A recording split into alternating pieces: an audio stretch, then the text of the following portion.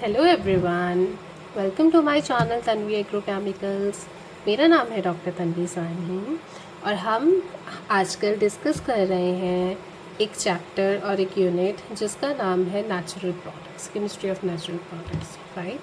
अब chemistry of natural products का मैं आपको एक बार सिलेबस बता चुकी हूँ, ठीक है। अगर नहीं है तो एक बार मैं अभी दोबारा से मैंने लिखा हुआ है, मैं वो भी दिखा देती हूँ। देखो, केमिस्ट्री ऑफ नेचुरल प्रोडक्ट्स में ये सब आएगा। नेचुरल प्रोडक्ट की एक्सट्रैक्शन, उसके बाद ये सारे molecule, carbohydrate, protein, amino acid, enzyme, nucleic acid, vitamins, lipids, polymers, इन सब का क्या पढ़ना है हमने? क्लासिफिकेशन, स्ट्रक्चर, केमिस्ट्री, प्रॉपर्टीज़ और फंक्शन, ठीक है। तो इन सब में से क्वेश्चन आएंगे। उसके बाद हमें पढ़ना पड़ेगा chemistry of terpenoids, alkaloids, phenolic, plant pigments. उसके बाद हमें पढ़ना पड़ेगा steroidal and terpenic saponins and sapogenins, ठीक है। Plant derived nutraceuticals and chemistry of natural antioxidants, food colourants and their application in human and crop health. Biosynthetic pathways of natural products, metabolomics, उसकी definition, plant and microbial metabolomics, metabolome analysis by GCMS, LCMS, NMR spectrometry, application of metabolomics in different fields, ठीक है। तो चलिए start करते हैं आज का video. तो आज के वीडियो में ना इस यूनिट के जो टॉपिक्स हैं उसमें से कुछ टॉपिक्स के कुछ एक्सप्लेनेशंस हैं, ठीक है। आज हम वो डिस्कस करने जा रहे हैं, मतलब उससे रिलेटेड जो टॉपिक्स हैं उसकी बारे में हम आज पढ़ें, ठीक है। तो सबसे पहली चीज़ जो हम पढ़ने जा रहे हैं एपिमर्स क्या होते हैं, ठीक है। अब एपिमर्स की एग्जांपल मैंने यहाँ पे रेड पेन से लिखी हुई है, ग्लूकोज और गैलेक्टोज होते हैं। लेकिन उससे पहले हमें डेफिनेशन पढ़ लेनी चाहिए कि व्हाट आर एपिमर्स। एपिमर्स जो है वो डायस्टेरियोमर्स के पेयर्स होते हैं, ठीक है। दो एपिमर्स जो होते हैं उनकी ऑपोजिट कॉन्फ़िगरेशन होती है। ऑपोजिट कॉन्फ़िगरेशन का मतलब ये है, एक ऐसा स्टीरियोजेनिक सेंटर एक ऐसे सेंटर को बोलते हैं, सेंटर मतलब कार्बन, ठीक है, जो चार ऐसी चीज़ों से जुड़ा होगा, ठीक है, जो चार ऐसी चीज़ों से जुड़ा होगा जो बिल्कुल डिफरेंट होंगे। केमिस्ट्री की लैंग्वेज में देखें बोले हैं तो वो चार ऐसे फंक्शनल ग्रुप से जुड़ा होगा जो आपस में बिल्कुल डिफरेंट है। अब डिफरेंट कैसे है? इस कार्बन पे इस साइड OH ग्रुप है, इस कार्बन के इस साइड हाइड्रोजन है, इस कार्बन के ऊपर ये इतना बड़ा CHO, CHOH, CHOH लगा हुआ है, और इस कार्बन के नीचे लगा हुआ है COHH और CH2OH, ठीक है। तो डिफरेंट हो गया ना, ऊपर एल्डिहाइड वाले ग्रुप वाला कार्बन हो गया, नीचे अल्कोहल वाला हो गया, ठीक है। अब ये दोनों D हैं, ओके, ये D ग्लूकोज है, ये D गैलेक्टोज है। लेकिन अब इसको एपिमर इसलिए बोला जाता है क्योंकि 1, 2, 3, 4 ये जो चौथे नंबर के कार्बन पे हाइड्रोक्सिल ग्रुप लगा है वो एक में राइट हैंड साइड लगा है, एक में लेफ्ट हैंड साइड लगा है। जिसमें राइट हैंड साइड, जिस मॉलिक्यूल में राइट हैंड साइड लगा होगा उसको ग्लूकोज बोल देते हैं, जिस मॉलिक्यूल में लेफ्ट हैंड साइड लगा बोला होगा उसको गैलेक्टोज बोल देते हैं, ठीक है। इसीलिए इनको बोला जाता है C4 एपिमर। अब सिर्फ ग्लूकोज और गैलेक्टोज ही नहीं, ग्लूकोज और मैनोज भी एपिमर है। फ़र्क कहाँ है? सेकंड नंबर पे कार्बन पे, जैसे मैंने यहाँ पे दिखाया 1, 2, तो ये सेकंड नंबर का कार्बन, तो फ़र्क यहाँ पे मैं लिखा हुआ है ना, देखो छोटा छोटा करके, कि इनकी कॉन्फ़िगरेशन ऑपोजिट होती है at stereogenic centre. Stereogenic centre ये रहा, इस सेंटर पे दोनों की कॉन्फ़िगरेशंस ऑपोजिट है, ठीक है। आगे बात करते हैं एनोमर की। एनोमर क्या होता है?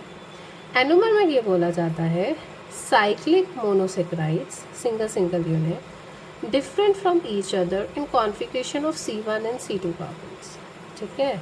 C1 और C2 कार्बन्स पे इनकी कॉन्फ़िगरेशन डिफरेंट है। अब कॉन्फ़िगरेशन डिफरेंट कैसे है, थोड़ा ध्यान से देखो। ये हो गया 0, ठीक है, ये 1, ये 2, ये 1, ये 2। अब यहाँ पे फ़र्क ये है कि हाइड्रोक्सिल ग्रुप ऊपर लगा हुआ है, दिख रहा है, ठीक है। यहाँ पे फ़र्क ये है, इस मॉलिक्यूल में हाइड्रोक्सिल ग्रुप नीचे लगा हुआ है। अगर और देखें ध्यान से, उससे नेक्स्ट वाले में OH नीचे है, फिर OH ऊपर है दोनों में, फिर OH नीचे है, फिर CH2OH है। तो ये C2 कार्बन है, इसमें एक में ऊपर लगा हुआ है, एक में नीचे लगा हुआ है, ठीक है। अब ये ऊपर और नीचे लगा होने का मतलब क्या होता है?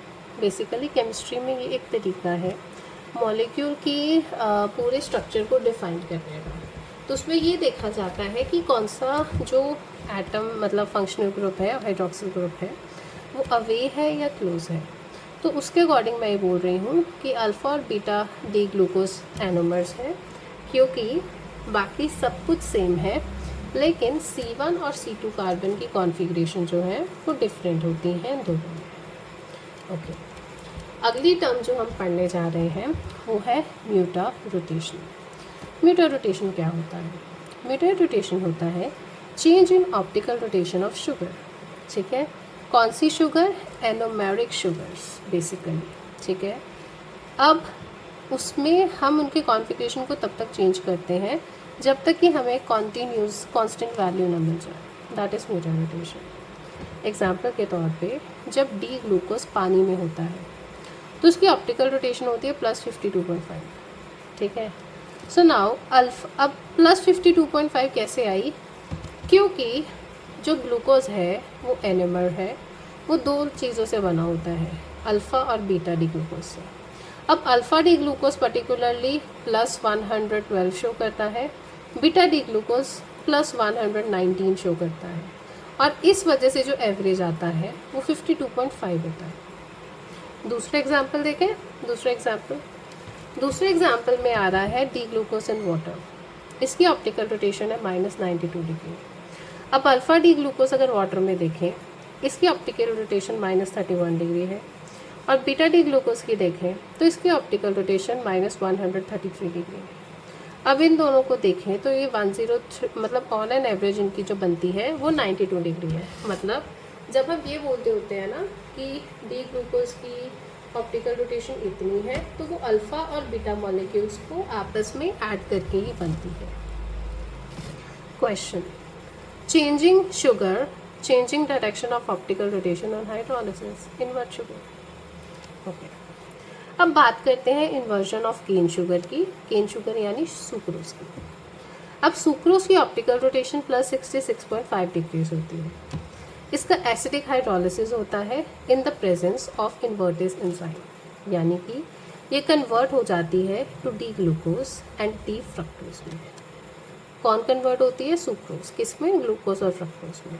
यानी कि +66.5 जब हाइड्रोलिसिस करेगी तो वो ग्लूकोज में होगी जिसकी एवरेज +112 डिग्री है, और डी फ्रक्टोज में होगी जिसकी एवरेज -92 डिग्री है। ओके, यहाँ पे +52 आना चाहिए,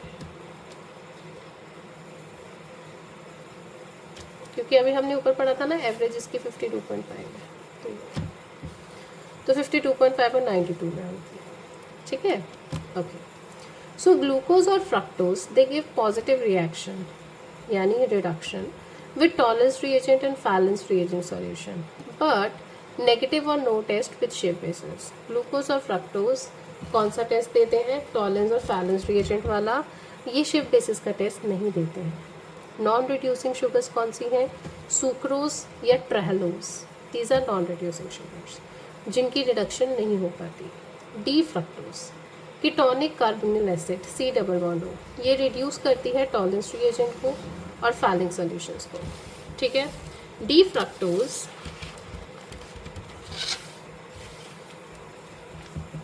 देखो यहाँ पे मैंने क्या दिया हुआ है, मैंने बोला डी ग्लूकोज जो है वो फैलिंग सॉल्यूशन में जाएगी तो रेड कलर देगी।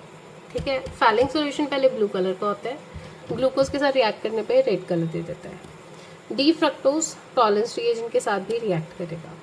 D mannose alkali solution formation of ketoin intermediate tautomerism.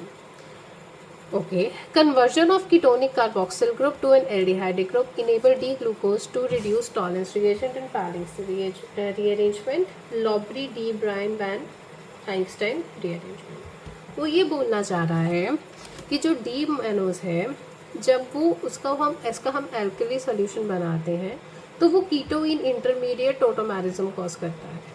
अब इस टॉटोमेरिज्म में क्या होता है? जो कीटोनिक कार्बोनिल ग्रुप है वो एल्डिहाइड ग्रुप में कन्वर्ट हो जाता है। ठीक है, जिसकी वजह से वो इनेबल करता है डी ग्लूकोज को to reduce Tollens reagents and Fehling solution. और ये जो पूरी रिएक्शन है इसे Lobry de Bruyn van Einstein rearrangement भी कहते हैं।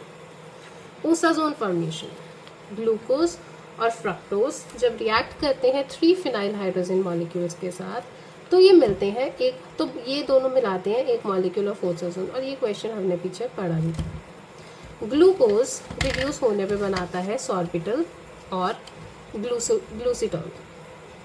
फ्रक्टोज रिडक्शन करने पे बनाता है सॉर्बिटल और mannitol. Molisch test that is alpha naphthol in ethanol, मतलब इसमें ये रिएजेंट यूज होता है और ये क्या डिटेक्ट करते हैं, कार्बोहाइड्रेट्स। बायर-फॉर्ड टेस्ट ये कॉपर Cu2 पॉजिटिव के साथ होता है, कॉपर आयंस के साथ, और ये डिटेक्ट करता है मोनोसेक्राइड्स। कैसे डिटेक्ट करता है, कॉपर ऑक्साइड बनता है जिसके रेड प्रेसिपिटेट्स होते हैं। Proteins non alpha amino acids are non protein amino acids. Okay, जितने भी नेचुरल अमीनो एसिड्स होते हैं वो एल अमीनो एसिड्स होते हैं। हमारे असेंशियल अमीनो एसिड्स 9 हैं, इस पर क्वेश्चन आ सकता है।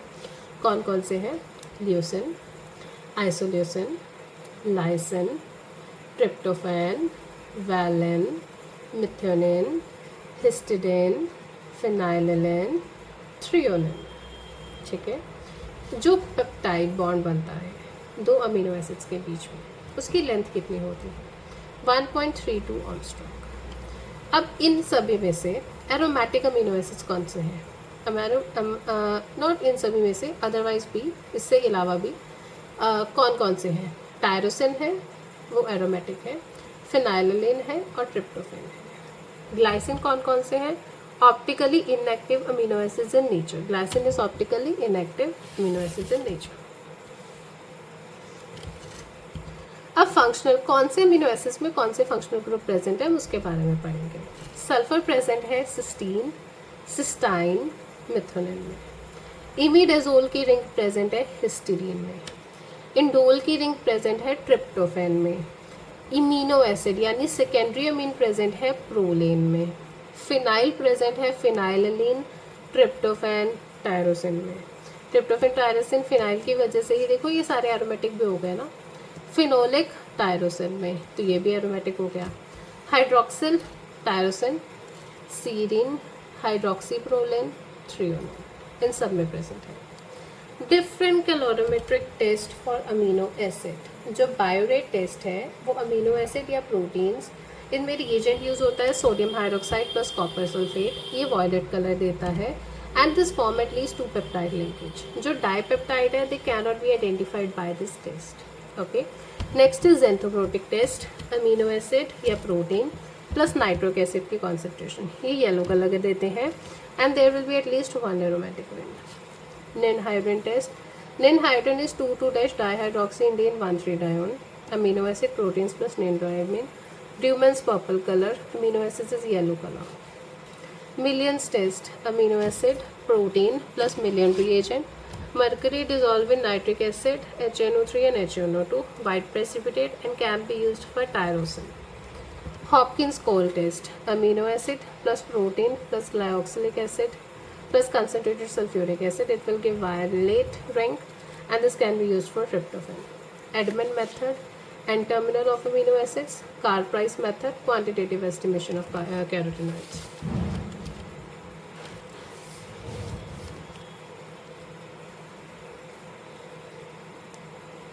Sponification, lipids पोटेशियम हाइड्रोक्साइड या सोडियम हाइड्रोक्साइड के साथ जब बॉयल होते हैं दिस विल फॉर्म सॉल्ट और सोप्स। रेंसिडिफिकेशन, फैट्स और oils when they react with moisture this will form foul smell और सो टेस्ट, इस प्रोसेस को रेंसिडिफिकेशन बोलते हैं। एंटीऑक्सीडेंट रिटार्ड्स करते हैं रेंसिडिटी को। हार्डनिंग ऑफ फैट, ये कैसे होता है, hydrogenation of oil under high pressure, इसकी वजह से फैट हार्डनिंग होती है। Iodine number, gram of iodine absorbed by 100 gram of fat that measures the unsaturation of fat. ग्राम में ही आपको आयोडीन मेजर करनी है इन 100 ग्राम फैट को अनसेचुरेट करने के लिए। Saponification number, number of milligram of potassium hydroxide that is required to completely neutralise free fatty acids present in 1 gram of fat, milligram per 1 gram. Saturated fatty acid palmitic acid and stearic acid. Essential fatty acids कौन से हैं? मूफा, mono unsaturated फैटिक acid. इसमें आते हैं oleic acid जिसमें number of double bond है 1। Poly unsaturated fatty acid जो कि है लिनोलिक एसिड, और ये ओमेगा 6 फैटी एसिड है। Linoleic acid is omega 6 fatty acid, इसमें नंबर ऑफ डबल बॉन्ड्स 1 होते हैं। लिनोलिनिक एसिड ओमेगा 3 फैटिक एसिड होते हैं जिसमें नंबर ऑफ डबल बॉन्ड 3 होते हैं। आर्किडोनिक एसिड जिसमें नंबर ऑफ डबल बॉन्ड 4 होते हैं। Vitamins, sulphur containing vitamins, vitamin B1 and B7। Fat soluble vitamins, vitamin A is retinol, vitamin D is calciferol, vitamin E is tocopherol that is used in antioxidants, and vitamin K is phytoquinone. Vitamin A2 is dehydrated form of vitamin A1. Water soluble vitamin, vitamin B complex and vitamin C. Vitamin C is hexuronic acid and L plus ascorbic acid. It contains lactone enediol structure. Next is Hofmann exhausting methylation. ये use होती है to determine nature of heterocyclic ring in alkaloids. Alkaloids basically क्या है? Heterocyclic organic compound जो कि plant के origin के होते हैं। इनमें नाइट्रोजन होता है in the negative state of oxidation with limited distribution among living organisms. Deviation from definition, not basic, colchicine and piperine. Nitrogen मतलब ऐसे एल्कलॉइड्स मतलब ये वो वाले एल्कलॉइड्स हैं जो कि बेसिक है नहीं है नेचर में। कॉलिकिन और पेपरिन मतलब वो वाले एल्कलॉइड्स जिनके हेट्रोसाइक्लिक रिंग में नाइट्रोजन नहीं होती है। वो कौन कौन से हैं? Collagen, ephedrine, mescaline. कुछ इंपॉर्टेंट एल्कलॉइड और उनके केमिकल ग्रुप्स के बारे में पढ़ते हैं, ठीक है। अब कोनीन, सबसे पहला कोनीन, ये हेमलॉक एल्कलॉइड भी बोलते हैं इसको। इसमें प्रेजेंट होता है पेरिडीन रिंग और पिप्रिडीन रिंग, ठीक है। इसमें डबल बॉन्ड्स हैं, इसमें नहीं है, इसी वजह से हाइड्रोजन ग्रुप है। निकोटीन, टबैको एल्कलॉइड, इसमें पायरोलिडीन 5 मेंबर्ड NH और पिरिडीन रिंग है 6 मेंबर्ड नाइट्रोजन, ठीक है। Next is cinchonine and quinine, cinchona alkaloid, ठीक है। ये क्विनोलिन ग्रुप में होता है। मॉर्फिन, सोर्स क्या है? ओपियम। Phenanthrene, isoquinoline group. अब ये होते हैं जब 3 फिनाइल रिंग इकट्ठे होते हैं ना, उसको फिनेंथ्रीन बोलते हैं, ठीक है। अब फिनेंथ्रीन इस पोजीशन में भी हो सकते हैं और इस पोजीशन में भी हो सकते हैं। और आइसोक्विनोलिन ये है जब 2 एरोमेटिक रिंग्स होते हैं। First isolated alkaloid is morphine. Synthetic alkaloid is papaverine और ephedrine. Straight chain alkaloid is ephedrine. Alkaloid का प्रेसिपिटेटिंग रिएजेंट कौन सा है? Mayer's reagent, that is potassium mercuric iodide. Dragendorff reagent potassium iodobismuthate. Wagner's reagent iodine in potassium iodine.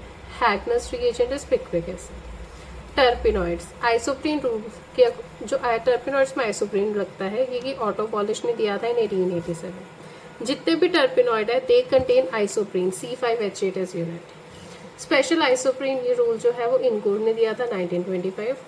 Isoprene units they are attach head to tail fashion at the centre of the terpenoids. Simplified classification of terpenoids, ठीक है। मोनोटर्पिनॉइड, मोनोटर्पिनॉइड में 2 isoprene unit होते हैं। Number of carbon 10 होते हैं। Example है ओसीमीन और BECIL oil. Next is 2 number of carbon atom जिसमें 10 है और 2 आइसोप्रीन यूनिट है। उसकी और एग्जाम्पल क्या है? सिट्रॉल, लेमन ग्रास ऑयल, जिरेनियल जो कि रोज ऑयल में होता है, अल्फा पाइनिन जो कि टर्पेंटाइन ऑयल में होता है, ठीक है। Next is सेस्क्विटर्पिनॉइड्स। सेस्क्विटर्पिनॉइड्स में ना 3 आइसोप्रीन यूनिट जुड़े होते हैं। इसमें नंबर ऑफ कार्बन 15 होते हैं और इसमें आता है जुवेनाइल हार्मोन और जिंजीबरीन, दैट इज जिंजर ऑयल। डाइटर्पीन्स जिसमें 4 यूनिट्स होते हैं। नंबर ऑफ कार्बन एटम 20 होते हैं, मतलब 5 ईच। इसका एग्जाम्पल है gibberellin, tetracycline. Sesquiterpenoid 5 units, number of carbon atom 25। Triterpenoids 6 units, number of carbon is 30, lanosterol. Tetraterpenoid 8 units, polyterpenoids 40, carotenoids. Rubber isoprene unit के according cis form है and gutta percha trans form. Azadirachtin and alkaloid tetra nor triterpenoid 26 carbon atom and 0 nitrogen atom in the structure. Citrol, a lemon grass monoterpenoid, exist in two geometrical isomers, nerol cis geraniol trans. Plant pigment, polypropylene, polyporphyrins, chlorophyll A and B, ठीक है, xanthophylls, ये दोनों plant pigments हैं. Carotenoids डायटरपीन्स हैं, जिसमें carotene भी एक आता है. नॉन ऑक्सीजनेटेड होते हैं, नंबर ऑफ कार्बन एटम 40 होते हैं. अल्फा कैरोटीनॉइड ऑक्सीडेशन में जेरोनिक एसिड और आइसोजेरोनिक एसिड बनाते हैं, और जो बीटा कैरोटीन है वो सिंथेसाइज करते हैं बिटिक रिएक्शन को. Classification of carotene. Carotene number of groups, मतलब carotene alpha beta gamma type के होते हैं. इसमें हम पढ़ेंगे कि नंबर ऑफ रिंग्स कितनी है, नंबर ऑफ डबल बॉन्ड्स कितने हैं, और उसमें नंबर ऑफ कॉन्जुगेशन कितना है. जैसे अल्फा है ऑप्टिकली एक्टिव है, नंबर ऑफ रिंग 2 है, नंबर ऑफ डबल बॉन्ड 10 है, और नंबर ऑफ कॉन्जुगेशन भी 10 है. Beta carotene number of ring 2 है, नंबर ऑफ डबल बॉन्ड 11 है, नंबर ऑफ कॉन्जुगेशन भी 11 है. Gamma carotene number of ring 2 है, नंबर ऑफ डबल बॉन्ड 12 है, नंबर ऑफ कॉन्जुगेशन 11 है. Lycopene number of ring is 0, number of double bond is 30, number of conjugation is 11. Xanthophyll oxygenated है, number of carbon atom 40 है. Classification है xanthophyll का क्रिप्टोज़ैंथिन, रूबीज़ैंथिन, लाइकोज़ैंथिन, ज़ियाज़ैंथिन, lutein. अब chemically इनको क्या बोला जाता है. क्रिप्टोज़ैंथिन को बोला जाता है 3 हाइड्रोक्सी बीटा कैरोटीन. रूबीज़ैंथिन को बोला जाता है 3 हाइड्रोक्सी गामा कैरोटीन. लाइकोज़ैंथिन को बोला जाता है 3 हाइड्रोक्सी लाइकोपिन. ज़ियाज़ैंथिन को बोला जाता है 3,3- डाईहाइड्रोक्सी बीटा कैरोटीन. ल्यूटिन को बोला जाता है 3,3- डाईहाइड्रोक्सी अल्फा कैरोटीन. एपोकैरोटिनॉइड्स क्या होते हैं. Number of the carbon atom is less than 40. इसका एग्जाम्पल क्या है. क्रोसिटिन एंड पेक्सिन. फ्लेवोनॉइड्स, फ्लेवोन, इसका एग्जाम्पल क्या है. वाइटेक्सिन. फ्लेवोनॉल, क्वर्सिटिन. आइसोफ्लेवोनॉल, इसका एग्जाम्पल है डाइक्सिन. एंथोसियानिन. एंथोसियानिन्स में जो पेरेंट कंपाउंड होता है उसको बोलते हैं flavylium chloride, that is 2-phenyl benzopyrylium chloride. एक glycone product is anthocyanin. First anthocyanin कौन सा है. Cyanin. Alkaline hydrolysis by potassium hydroxide of anthocyanins. Pelargonidin chloride, that is 4-hydroxy group. Fluoroglucinol plus para-hydroxybenzoic acid. Cyanidin chloride 5-OH group. Fluoroglucinol and protocatenoic acid. Deficidin chloride 6-hydroxyl group. Fluoroglucinol plus gallic acid. Cyanidin form जो है anthocyanin की वो dominant है nature में. Red colour ये तो हम सारा पढ़ ही चुके हैं, जो मैंने लास्ट में था वो सेम था. So that's it guys. Thank you so much for watching the today's video. I hope ये टॉपिक आपके लिए इन्फॉर्मेशनल होगा, राइट. और आपको जो भी क्वेरीज हैं या आप अपनी नॉलेज भी मेरे साथ ज़रूर शेयर कर सकते हैं. आप कमेंट में लिख सकते हैं, I can revert you back over there, ठीक है. और आप मुझे ईमेल कर सकते हैं, आप मेरे टेलीग्राम चैनल पे भी मैसेज छोड़ सकते हैं, right. Thank you so much for watching this video. See you soon in the next video.